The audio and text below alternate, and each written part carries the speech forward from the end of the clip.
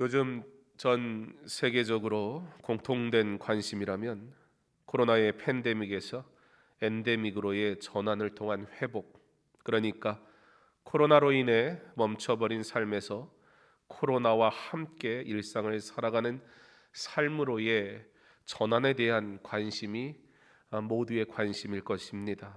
그게 첫 번째 관심이라면, 또 다른 하나는 인간의 추악한 욕망에 의해 벌어진 우크라이나의 전쟁, 그리고 그 전쟁이 끝나 아픔으로부터의 회복을 기대하는 마음, 이 두 가지가 전 세계인의 공통된 마음이라 생각이 듭니다. 이 두 가지 이슈는 하나는 의도치 않았으나 생긴 치명적 바이러스이고, 또 다른 하나는 인간이 의도하여 일어난 치명적 전쟁이라는 전혀 다른 모습을 가지고 있습니다. 그럼에도 불구하고 그 결과는 죽음과 공포라는 공통점을 또한 가지고 있기도 합니다. 그러나 결국 같은 죽음의 문제에 지금 사람들이 관심 있다는 것입니다. 반응한다는 것입니다. 즉 인생은 끊임없이 죽음이라는 문제 앞에서 두려워하고 걱정하고 괴로워하는 것입니다. 이와 같이 죽음은 사람들로부터 소망을 빼앗아가는 것과 같아 슬픔이라는 괴로움을 줍니다. 그러므로 사람들은 소망을 찾으려고 애쓰며 살아갑니다. 무엇을 잡으면, 무엇을 얻으면 내게 위로가 될까? 그런데 대부분의 인생은 소망이 아닌 것을 쫓아가느라 괴롭습니다. 쫓아가다 그래도 저것을 잡으면 그래도 위로가 있겠지. 문제는 뭐냐? 움켜쥐었는데 가끔 성공하는 인생이 있단 말입니다. 그거 쫓아가다가 드디어 잡았구나. 잡는 인생이 있다고요. 문제는 뭐예요? 잡고 보니 아차 싶은 거예요. 잡기 전까진 어쩌면 잡히지 않을 때까지 행복했던 것 같아요. 잡는 순간 실체를 보고 이게 소망이 아니었구나. 바로 낙심하게 됩니다.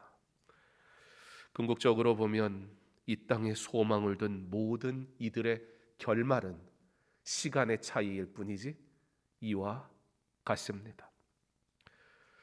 사랑하는 성도 여러분, 우리는 실제 어떤 소망을 가지며 살아가고 있습니까? 미국 여론조사기관 퓨 리서치 센터가 17개 선진국 성인 19,000명을 대상으로 자신의 삶을 의미 있게 만드는 가치는 무엇인가? 라는 질문으로 설문조사를 했습니다. 17개 나라 중에 14개의 나라는 첫 번째로 무엇을 꼽았느냐? 여러분이라면 내 인생에 가장 가치 있는 것 선택하라고 하면 뭐 하시겠습니까? 14개의 나라가 가족이라 선택을 했습니다. 다른 한 나라는 스페인인데요. 100년 전 5억 명을 죽음으로 몰고 간 스페인 독감, 20세기 최악의 팬데믹, 지금 코로나는 비교도 안 되죠. 그 최악의 팬데믹의 트라우마 때문인지 스페인은 가족이라는 선택을 하지 않고 첫 번째 뭘 선택했냐면 건강이라는 걸 선택을 했습니다. 이건 어디까지나 제가 추측하는 거예요. 그런 거 아닐까? 안 물어봐서 모르겠습니다. 결론만 말해줘서. 다른 한 나라는 대만인데 그들은 뭘 선택했냐?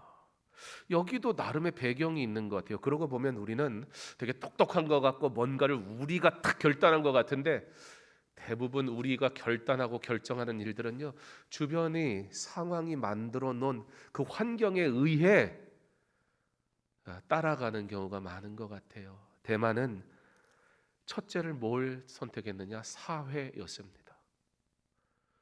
중국의 끊임없는 무력 장악의 위협 때문인지 사실 사회가 보장되지 않으면 무슨 어떤 것이 의미가 있겠습니까? 우크라이나 봐도 그렇잖아요.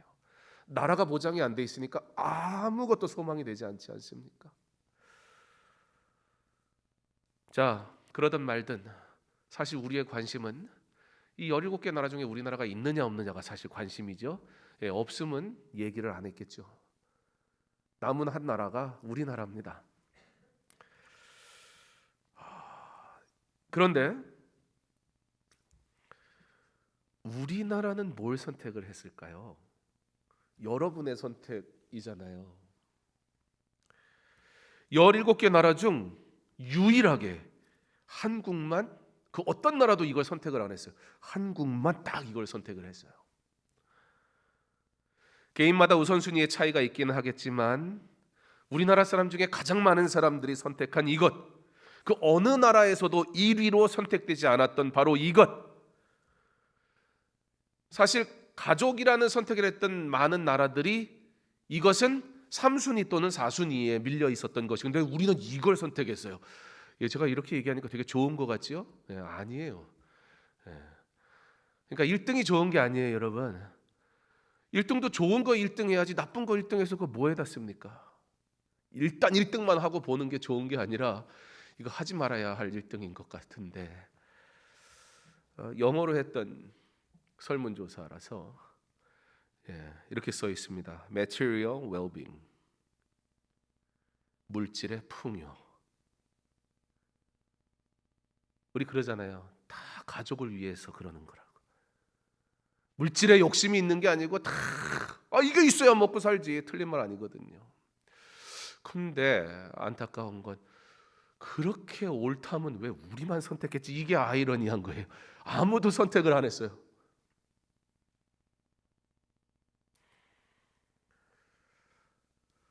물질, 한국에 사니까 한국이 얼마나 좋은 나라인지 잘 못 느낄 수 있을 것 같은데, 저는 아프리카 살다 와서 그런가 한국은 천국 같아요. 케냐 목사님 모시고 한국에 가다가 대중교통 버스를 탔는데, 우와, 버스가 무슨 벤츠냐고 그러셨던 말이 여전히 기억이 나요. 케냐에서는 마타투라고 사람들 짐짝처럼 실어 갖고 다니거든요. 떨어지면 자기 책임. 실제로 그렇게 죽는 사람이 많아요. 차에 매달려 가니까.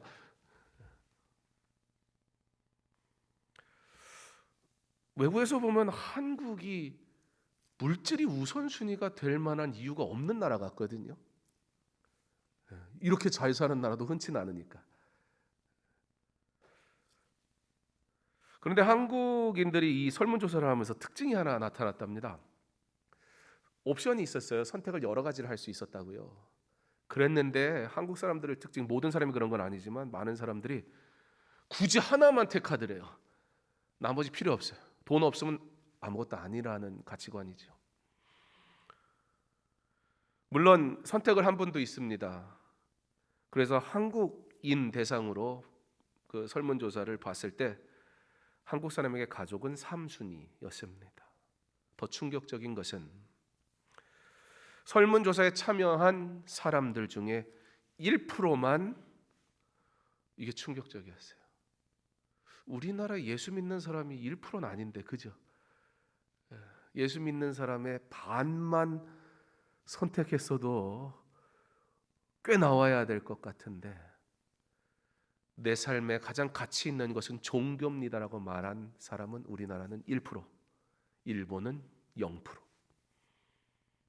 사회의 모습이, 통계는 거짓말하지 않으니까 우리는 안 그런 척은 할 수 있지만,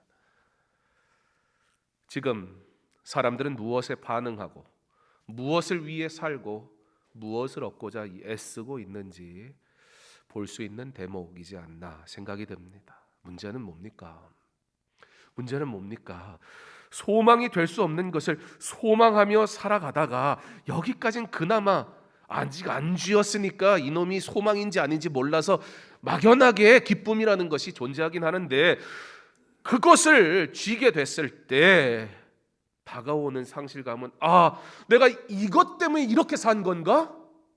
돌이킬 수 없는 나의 과거를 보며 무엇을 위해 이렇게 산 거지? 이게 소망이 아니잖아 라고 발견했을 때 그 상실감은 사회적 문제가 됩니다. 그토록 물질이 전부가 되는 사회 속에 사는 우리는 그래서 OECD 가장 자살률이 높은 나라로 기록되고 있습니다. 과연 정상인가? 코로나를 대하는 대응도 사회적으로 보면 신앙과 종교의 회복을 위한 대응은 존재하지 않습니다. 왜 그럴까요? 관심 없거든요. 종교는 잠시 멈추면 되니까. 나중에 나오면 되니까. 그러나 경제는 절대 바꿀 수 없는 문제라는 전체적인 공감대가 사실 우리 안에 있습니다. 그러므로 경제를 지키기 위해 교회는 문을 닫을 수도 있다라는 이상한 논리가 생기는 거죠. 우리가 그런 의미로 온라인 예배 드리지 않았잖아요. 그런데 이런 사회를 살고 있는 전 세계가 어느 날 갑자기 큰 이슈에 부딪히게 된 거예요. 그게 무슨 이슈입니까? 죽음. 마치도 내가 내일은 당연히 사는 거고 1년 뒤에 당연히 살아있을 거고 적어도 10년, 20년은 살 거라고 확신하며 살아가는 우리는 이 팬데믹 속에서 다가오는 죽음이라는 공포도 보통 일이 아닌데 우리나라도 결국은 어떤 사람들 같은 경우에는 장례를 10일 동안 치렀다고 그러잖아요. 갑자기 사망자가 늘어나면서. 장례식장에 갔는데 난리예요. 화장장에 가면 여러분 장례를 집례하니까 화장장에 딱 가면요. 발인을 해서 차가 오잖아요. 대부분 우리 나름의 절차와 순서를 밟고 하잖아요. 그런데요. 느닷없이 차에서 한 사람이 그냥 덜덜덜덜 끌고 순식간에 지나가는 관들이 수도 없이 지나가요. 전 처음에 그게 뭔가 했어요. 아무의 관심도 받을 수도 없고 누구도 관여할 수 없는 장례가 치러지는 그 현장을 계속 보면서 더 피부로 와닿더라고요. 내 삶의 문제가 아니니까 우리는 그런 일이 일어나지 않을 거라고 애써 외면하며 살지요. 영원할 것 같고 내 청춘이 마땅히 보장된 것처럼 살아가지 않습니까? 그런데 우크라이나 전쟁은 너무 참혹합니다. 여러분들이 언론을 통해서 보는 내용들은 사실 굉장히 축소시킨 얘기, 현장은 끔찍하게 이루 말할 수가 없습니다. 전 세계에 이와 같이 죽음의 문제가 이슈가 되어버렸습니다. 이 땅에서 소망하던 그토록 바라던 그래서 쫓아가던 그 모든 것들이 한순간에 삽시간에 무의미한 것이 되어버리고 말았어요. 이 죽음의 문제는 그러므로 사람들로 하여금 죽음 이후, 그렇다면 죽음 이후의 삶은 어떻게 되는 거지? 라는 근본적인 질문을 하지 않을 수 없게 만들었습니다. 수많은 죽음을 경험하고 있는 우크라이나 땅은 눈물과 괴로움의 시간을 지금 보내고 있습니다. 지옥이 있다면 그런 것이 아닐까요? 그런데 여러분, 놀라운 사실은 정말 그것은 소망이 없는 곳입니까? 그러면 이곳은 소망이 있는 곳입니까? 놀라운 사실은 그들은 절망 속에서 지금 소망으로 회복하고 있다는 것입니다.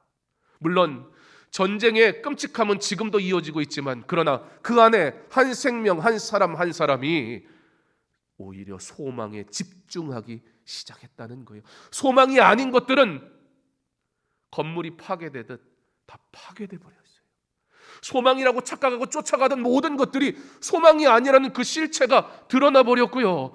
지금 날마다 죽음을 목격하는, 걸어가는 길거리에 넘치는 시신들을 바라보며 지나가다가 내가 아는 사람이 죽어 있으면 유리병에 이름을 적어서 유리병에 넣고 그 시신 옆에 두고 간대요. 그래야 이 사람이 누군지 나중에라도 확인할 수 있을 테니 그 시신을 치울 수도 없고 피난 가는 중에 내 이웃이 죽어 있으니까. 지옥 아닙니까 거기? 그런데 오히려 그곳에서 그들은 소망을 노래합니다. 무엇이 그들로 소망을 고백하게 만들까? 그 소망은 정부도 어떤 물질도 줄 수 없는, 그러나 교회를 통해 얻는 소망입니다. 궁극적으로는 부활의 소망, 영원한 생명이 지금 그 죽음을 목도하는 그들의 삶에 절대적 소망이 되고 있고, 또 하나는 실제적으로 교회를 통한 사랑, 섬김에 저들이 소망을 발견하고 있습니다. 우리 교회도 우크라이나를 위해 기도하고 있습니다. 매주 금요일마다 구체적으로 기도하고 있습니다. 선교 보고는 금요 예배로 충분히 여러분들이 다 들으실 수 있습니다. 혹시 금요 예배 참여 못하신 분들은 녹화된 영상으로라도 기도의 제목을 들으시고 함께해 주시면 좋겠습니다. 성도님들의 헌금으로 1차 650만 원의 선교 헌금을 보냈고, 지난 주일부터 한 주간 드려진 헌금인 417만 8천 원, 드려진 모든 헌금 1,000원 단위까지 그대로 2차 지원금으로 보낼 예정입니다. 내일 보낼 것입니다. 그리고 오늘도 1부, 2부, 3부 예배에 헌금하신 성도님들 계신데 이 헌금도 그대로 잘 전달하도록 하겠습니다. 우크라이나 난민들이 한국교회의 기도와 섬김으로 정말 위로를 받고 있다라고 전해달라, 그렇게 이야기합니다. 그들이 위로를 받고 결국 뭐를 받냐면 복음을 받습니다. 그 어떤 말로도 전쟁이 끝나도 사실 가시지 않을, 사라지기 어려운 이 아픔의 문제 속에서 그들이 지금 전쟁이 끝나지 않은 이 상황 속에서도 죽음 이후의 삶에 대해 진지하게 고민하며 예수 그리스도의 부활의 소망 때문에 지금 위로를 얻고 있습니다. 결국 복음입니다. 인생에게 주어질 유일한 소망은 복음 외에는 없습니다. 우리가 그 삶을 살고 있지 않다 보니 다른 곳에 마치 더 있을 것처럼 착각하며 살았을 뿐이지요. 비록 우리의 눈에 보기에는 우크라이나는 소망이 없는 땅이고 우리의 삶이 사실 소망 있는 삶이라고 말하고 싶겠으나, 소망이 아닌 것을 쫓아가고 있는 이 사회와 드디어 소망이 무엇인지 깨달은 그 사회에 진정 어디에 소망이 있는 것입니까? 전쟁이라는 그 이름 하나로 나는 괜찮은 겁니까? 우리는 괜찮은 삶을 살고 있는 것입니까? 그리스도의 십자가에서 죽으시고 부활하신 영원한 생명에 대한 소망 외에는 어떤 것도 아니야, 다른 게 있을 거야, 내 착각대로 살아가겠지만 결국은 그리스도의 십자가 그리고 부활 외에는 그 어떤 것도 위로를 주지 않습니다. 잠시 내게 행복을 주는 것 같은 모든 것들이 아무것도 아니었구나라는 사실을 깨닫게 되는 순간, 예수 그리스도 외에는 어떤 소망이 없음을 모두가 인정하는 날이 올 것입니다. 이 진리를 이미 받고 알고 있는 우리, 그러므로 우리는 누굽니까? 복된 자입니다. 이 진리를 들고 가는 그 발걸음, 그러므로 우리는 아름답다 이야기합니다. 오늘 본문의 배경이 되는 바울의 제2차 선교 여행은 안디옥을 출발하여 1차 선교 여행의 마지막 방문지였던 더베와 루스드라와 이고니온, 그 지역을 먼저 방문하는 일정으로 시작하게 됩니다. 약 3년간의 선교 여행을 제2차 선교 여행에 하게 되는데요, 그 중에 절반인 1년 6개월은 고린도에 머물게 됩니다. 그러니까 절반을 제외한 나머지가 이제 그 마케도니아를 시작해서 여러 나라들을 돌아보게 되는 그 모든 여정에 포함되게 되는데, 고린도 교회에 머물렀던 시간을 생각해 보면 오늘 본문의 장소인 데살로니가는 그저 스쳐 지나간 곳 정도밖에 안 보입니다. 3주 아주 짧게 있다 갔거든요. 그럼에도 불구하고 그들은 많은 핍박 속에서도 믿음을 잘 지킨 교회라 사도 바울은 데살로니가 교회 성도들을 칭찬하는 것을 보게 됩니다. 그러고 보면 오래 믿은 것이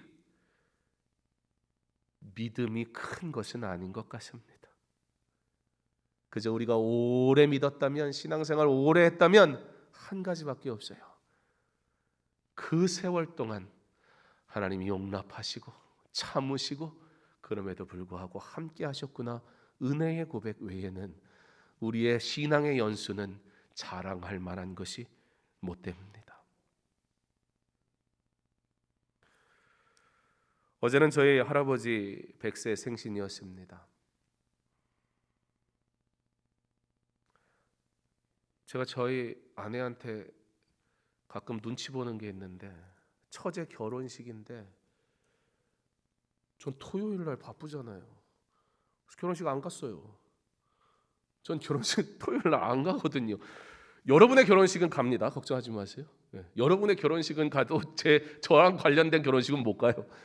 주례는 하러 가도 저희 식구들 결혼식은 토요일 날 사역해야 되니까 갈 수가 없잖아요. 뭐 대단한 헌신도 아니고, 여러분 생각해 보세요. 여러분 월요일 날 출근했는데 결혼한다고 가면은 회사에서 이 사람이 뭐 하는 거 그럴 거 아니에요? 저도 똑같은 거잖아요. 근데 제가 이렇게 밑밥을 까는 건 어제 갔으니까 얘기하는 거예요. 100세 생신인데 안 갈 수가 없더라고요. 할아버지 100세 생신이라 잠깐 다녀왔습니다. 토요일 날 어딜 가니까 마음이 너무 불편하더라고요. 목사가 교회에 있어야 되는데. 저희 애들은 좋아하더군요.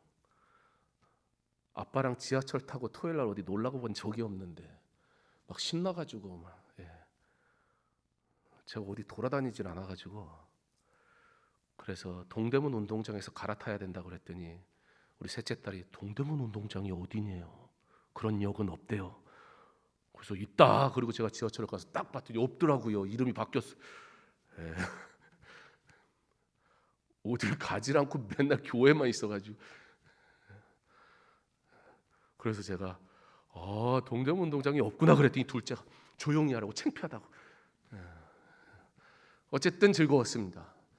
토요일 날 애들이 신나더라고요. 그냥 제가 해준 게 아무것도 없는데 아빠랑 어디 간다는, 뭐 가봐야 뭐 별군데 안 가는데 가봐야 교회 갔어요. 저희 할아버지 사역 목회하셨던 교회로 갔어요. 저희 할아버지 10살에 예수 믿으시고 18살에 목사의 딸하고 결혼해서 본인도 목사 되시고 80세월을 주의 종으로 사신 그 모든 세월에 대한 결론, 저희 할아버지 말씀은 이거였습니다. 그저 은혜였다. 저희 할아버지보다 오래 신앙생활 하신 분들이 있으면 여러분 신앙 자랑하시고, 그거 아니면 그저 감사의 세월이었다 고백하며 겸손히 섬기면 하나님께서 복 주실 줄 믿습니다. 오래 믿은 거 자랑하는 성도가 아니라 그토록 오랜 세월 믿음을 가지고 살게 하신 것에 감사할 줄 아는 온전한 성도 되는 게 중요합니다. 그리스도인에게 정말 중요한 건 뭡니까? 성경이 말씀하신 대로, 교회가 가르쳐준 대로 바르게 그리고 온전히 믿는 것 중요한 겁니다. 가장 오래 머물렀던 고린도, 여러분 성경에 기록된 가장 문제 많은 교회가 어디였어요? 고린도 교회였어요. 3주밖에 안 머문 데살로니가 교회는 칭찬 일색이에요. 물론 오늘 본문은 살짝 실수한 점이 있어 바울이 권면하는 내용이긴 하지만, 처음 시작에는 너희들의 믿음이 막 그러면서 칭찬을 어마어마하게 합니다. 그 환난과 고통 속에서도 믿음을 지키고 3주 있었다니까요. 스쳐 지나간 듯. 그런데 고린도 교회는 뭐가 문제였어요? 뭐가 없어서요? 아니요. 고린도 교회 보니까 은사가 막 넘쳤어요. 잘난 사람 엄청 많았다고요. 그랬는데 그놈의 은사가 오히려 교회를 분열하게 만들었어요. 자기들끼리 모이는 거예요. 어떻게? 나는 바울파다. 와, 바울의 사도, 이방인의 사도 바울파 이러면 있어 보이잖아요. 그래 한 발 놓친 그룹이 어떻게 해요? 나는 아볼로파다. 아볼로가 당시에 고린도 교회 담임 목사님이었거든. 그랬더니 여기저기도 아볼로도 뺏겼고 바울도 뺏긴 다른 그룹이 또 하나 만들어가지고 완전 세게 나와요. 뭐라 그래요? 나는 그리스도파다. 예수님 이름 들고 오는데 누가 이깁니까? 바울이고 아볼로고 다 그냥 KO지.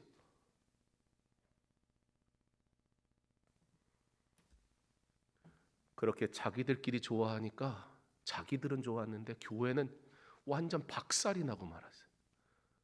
갈기갈기 찢어져 버리고 말았어요. 교회는 편나는 데 아니고 교회는 내 그룹과 어울리는 곳이 아니에요. 가장 오래 머물렀던 고린도 교회, 가장 문제 많은 교회였습니다. 은사가 막 넘치고 넘치는 교회. 그런데 그 은사가 하나님께 영광이 되지 않고 다 자기 자랑됐던 교회. 오래 믿는 사람들이 스스로 자랑하면 교회는 분열하지만 오래 믿은 사람들이 은혜입니다 고백하는 교회는 부흥합니다. 우리의 모든 신앙의 여정은 그러므로 오래 믿었으니까 잘못했다는 얘기가 아니에요. 그러면 여기서 제일 잘못한 건 저잖아요. 저희 집안은 6대째 믿었고 목사만 4대째, 저희까지 우리 애들도 있으니까 걔들은 7대잖아요. 그럼 죄인 중에 죄인이게요. 그런 제 소리가 아니고 은혜가 많으니 은혜인 줄 알면 더욱 겸손해질 수밖에 없다는 거예요. 데살로니가 교회의 성도들이 그와 같은 믿음을 지킬 수 있었던 것은 말씀에 기초했기 때문입니다. 데살로니가에서도 바울은 관례대로 회당에 들어가서 성경을 가르쳤고, 이때 유대교회 입교에 있는 경건한 헬라인의 큰 무리, 적지 않은 귀부인들 복음을 받아 믿었습니다. 그렇게 복음을 받은 데살로니가 교회는 믿음의 역사와 사랑의 수고가 있는 교회로 자랐을 뿐만 아니라 무엇보다 복음에 대한 소망이 어마어마했어요. 그 열망이 어마어마했어요. 복음, 이 복음. 그래서 핍박도 고난도 인내하는 거예요. 믿음을 지키는 거예요. 무엇보다 데살로니가 교회는 바울의 복음 전파 사역에 동참하는 교회로 그 지방과 그 나라와 다른 이웃 나라까지 소문난 교회였습니다.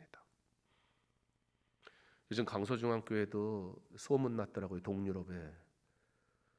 우리는 그저 여러분들이 헌금하셔서 이렇게 보냈을 뿐인데, 지금 동유럽에서 거기에는 아무래도 이렇게 유학을 가거나 음악하는 클래식하는 분들 많이 있으니까 그런 분들이 자기 재능을 기부해서 지금 음악회를 하더라고요. 그리고 그들이 어디까지 가냐면 보더까지 가는 거예요.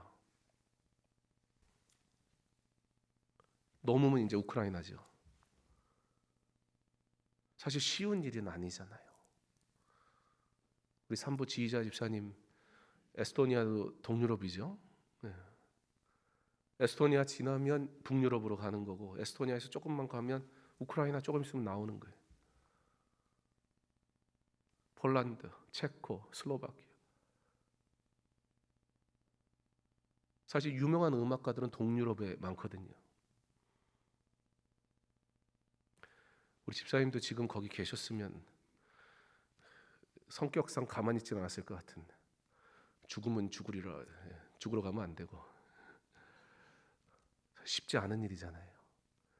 그런데 그렇게 헌신해서 음악 콘서트 한다고 포스터를 만들었는데 후원, 그리고 거기에 강서중앙교회 조그맣게 적혀 있어요. 포스터를 보내주셨어요. 그래서 우리 동유럽에도 소문났어요. 소문과 자랑은 다른 거예요. 소문은 남이 내주는 거고 자랑은 내가 하는 거. 사랑하는 성도 여러분, 여러분의 믿음이, 여러분의 사랑의 섬김이 소문나는 믿음의 좋은 사람들 다 되시기를 부탁을 드립니다. 그래서 우리 교회는, 우리 교회 장로님은, 우리 교회 집사님은, 우리 교회 권사님은 어떻게 저렇게 예수를 믿나 몰라, 이런 사랑의 소문이 날마다 넘치는 은혜가 있기를 간절히 원합니다. 바로 데살로니가 교회가 그런 교회였다고요. 그런데 열심이 너무 있다 보니까. 사실 데살로니가 교회만의 문제는 아니었고요. 당시 초대교회가 가지고 있었던 한 가지 문제라면 문제, 주님이 다시 오시는 그 날을 고대하며 살아가는 삶, 거기에 굉장히 삶의 전부를 들였단 말이에요. 그러다 보니까 예수님이 진짜 내일 모레 오실 것 같은 거예요. 여러분 확신하잖아요. 내일 예수님 안 오실 거. 그죠? 내일 예수님 올 것 같으면 여기 지금 꽉 찼습니다. 막 난리 났습니다. 지금 주여 막 회개하고 막. 지금 어디 갈 데가 있습니까? 이단들이 그런 거 하잖아요. 맨날 언제 오신다 이래가지고 모아놓고 막. 근데 그러다 보니까 우리는 너무 예수님 한 100년 뒤에는 오실 것처럼 너무 아무렇지 않게 산단 말이에요. 확실해요. 내일은 안 오신다는 거. 그렇지 않습니까? 지금 내일 오셨으면 집에서 정리할 게 한두 가지예요. 버려야 돼요. 막 어떤 목사님 그러시더라고요. 멀리 여행 가거나 멀리 부흥회 인도하러 갈 때 꼭 하는 게 있대요. 서재를 정리한대요. 언제 죽을지 모르는데 목사가 죽었는데 목사 죽었다고 사무실 정리했는데 쓸데없는 거 나오면 안 되니까 정리를 깨끗하게 하고 갑니다. 그러더라고요. 일리가 있는 얘기예요. 일리가 있더라고요.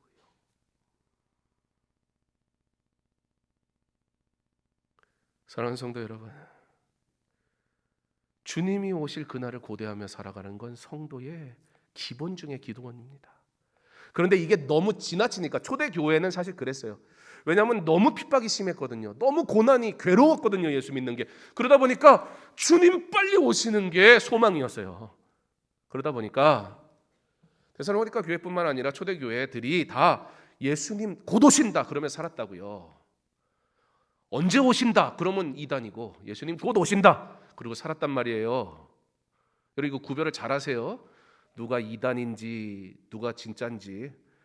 예수님 오십니다 여러분 정상적인 신앙이고, 예수님 내일 오십니다 뭐 몇 월 며칠 오십니다 이러면 그 사람하고는 말도 섞지 마세요. 이단하고는 상종을 안 해야지 뭐 이단을 긍휼히 여겨서 가가지고 여러분 그 사람들 상대 못해요.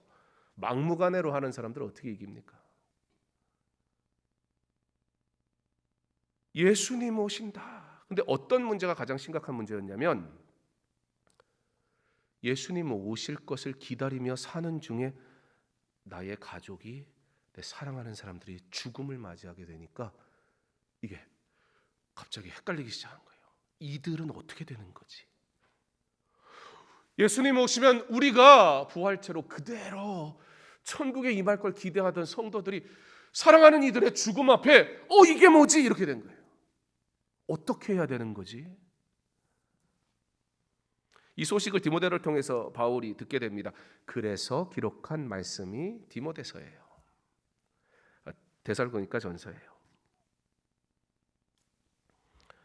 그러면서 뭘 하는 겁니까? 신앙을 바로 잡아줍니다. 여러분 신앙은 내 전통대로 하는 게 아니고 내 열심으로 하는 게 아니라, 신앙은 말씀대로 하는 거예요. 말씀이 아니라 그러면 버리는 거지, 내 욕심으로 하는 게 신앙생활이 아니에요. 우리 교회가 어디 있습니까? 주님의 교회지. 형제들아, 자는 자들에 관하여는 너희가 알지 못함을 우리가 원하지 아니하노니 이는 소망 없는 다른 이와 같이 슬퍼하지 않게 하려 함이라. 주님의 재림을 기다리던 데살로니가 성도들은 가족이나 가까운 이들, 즉 사랑하던 이들 중 세상을 떠난 이들이 주님 재림 때의 그 영광스러운 부활의 소망을 이루지 못하면 어떠지? 이게 근심거리였어요. 바울은 이러한 그들의 모습을 보며 뭐라고 합니까? 불신자처럼, 소망 없는 자들처럼 슬퍼하지 말아라. 아니 예수 믿는 사람은 가족의 죽음에 슬퍼도 하지 말란 얘기인가? 아니요. 죄악된 인생이 경험하는 가장 큰 슬픔이 바로 사랑하는 이의 죽음 아닙니까? 죄의 삭은 사망이고, 그러므로 그 사망의 문제가 우리의 가슴을 아프게 하잖아요. 왜 믿는 자는 울지 맙니까? 울어야 됩니다. 슬퍼할 수 있어야 됩니다. 그런데 뭐가 문제인 거예요? 그러나 우리에게는 예수 그리스도, 그가 십자가 지시고 부활하심으로 우리에게 소망을 주셨단 말이에요. 약속을 주셨단 말이에요. 그런데 죽음을 넘어 생명으로 나아가는 이 약속을 왜 마치도 잃어버린 사람처럼 슬퍼하느냐, 그 얘기예요.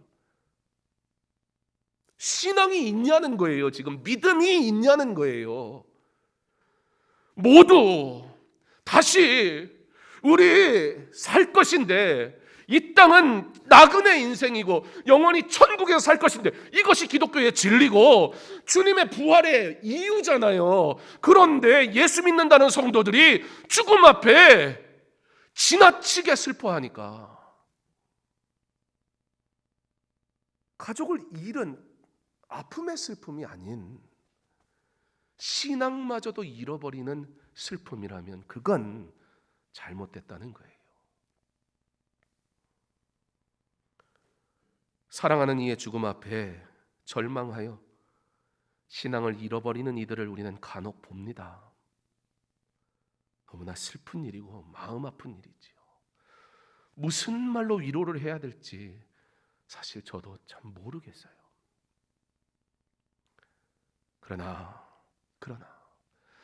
그러므로 우리는 말씀으로 돌아가는 겁니다. 우리 주 예수 그리스도 외에는 누구도 위로할 수 없구나.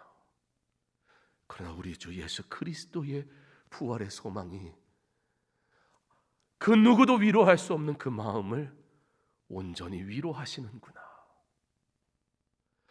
부활의 소망을 믿는 성도는 그러므로 슬픔 중에도 어떻게 하는 겁니까? 더욱 소망을 바라보는 겁니다. 지옥과 같은 우크라이나 땅에서 소망이 움틀 수 있는 것은 그래, 우리가 그토록 가치 있다 여겼던 물질, 세상의 것들, 이 땅의 모든 것들이 다 건물이 폐허가 되듯 사라진 그때 비로소 뚜렷하게 보이는 거예요. 우리 주 예수 그리스도의 부활의 소망, 그것 외에는 내가 소망할 게 진정 없구나. 왜냐하면 예수를 믿고 죽은 자들의 영혼은 이미 천국에 있으며 그 몸은 주님 오시는 날 부활하여 일어나게 되기 때문입니다. 그러므로 예수님의 부활하심은 성도에게 소망이 되는 겁니다. 부활주일은 한 번의 이벤트가 아니에요. 부활절 예배를 드렸으니까가 아니라 이 부활의 고백은 날마다 고백해야 될 성도의 고백인 것입니다. 예수님의 재림은 불신자들에겐 무엇입니까? 심판이에요. 그러므로 두려움이지만 믿는 자들에게는 기쁨이 되는 겁니다. 그러므로 아멘, 주 예수여 어서 오시옵소서. 성도는 주님 오실 날을 고대하며 오늘 하루를 성실하게 그 영광 위에 살아가는 것입니다. 그리스도 안에서 죽은 자들이 부활하리라는 소망은 상실을 경험하며, 이 땅에 우리는 끊임없이 상실을 경험할 수밖에 없는데, 상실을 경험하며 살아가는 모든 사람들에게 부활의, 우리 주 예수 그리스도의 부활의 소망은 바로 오늘을 살아갈 이유를 제공하고 있다는 거예요.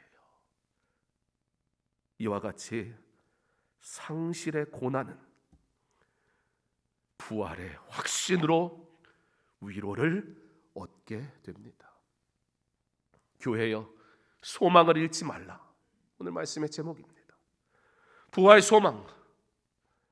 이 믿음을 소유함으로 이 땅의 것에 소망을 두고 살아가는 불신자들과 같지 아니하며 믿음을 가지고 신앙이 주는 위로와 소망에 집중하는 법을 배워 하나님이 주신 약속의 말씀이 내 안에 새겨져서 어떠한 고통도 위로, 치유될 수밖에 없는 하나님의 말씀의 그 진리의 법을 배워서 흔들리지 않으며 우리의 삶에 나타나는 고난으로부터 그럼에도 불구하고 은혜와 회복으로 나아가는 예수를 믿음으로 참 소망을 얻는 성도의 삶, 날마다 즐거이 예수의 이름을 부르며 살아가는 저와 여러분의 은혜의 삶 될 수 있기를 주님의 이름으로 축원합니다.